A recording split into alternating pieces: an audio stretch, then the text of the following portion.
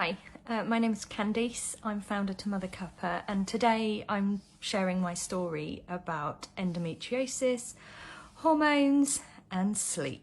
In my very late teens, I was diagnosed with endometriosis. It was pretty unheard of. I've turned 40 this year. There wasn't an internet you could search things very easily.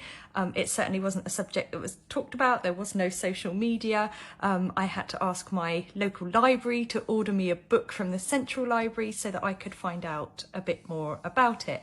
And back then I treated a lot of my endometriosis symptoms and pains with natural medicines, particularly in those days.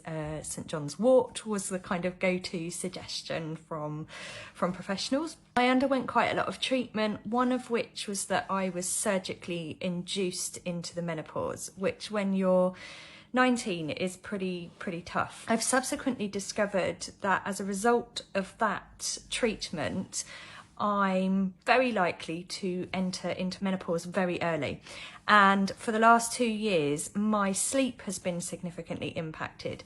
And I believe this to be my first sign entering the perimenopause. So I wake in the night very hot some nights. That's been more recent in the last year.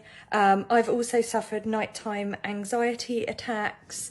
And basically, I don't know if anybody else has had this, but laying awake at that 3-4 in the morning, unable to get back to sleep, whirring brain, just sucking me of all energy, and it makes it very difficult to deal with the next day. Well, I've done a significant amount of research on why this might be happening and how we can support it and how our sleep is impacted during these perimenopause phases.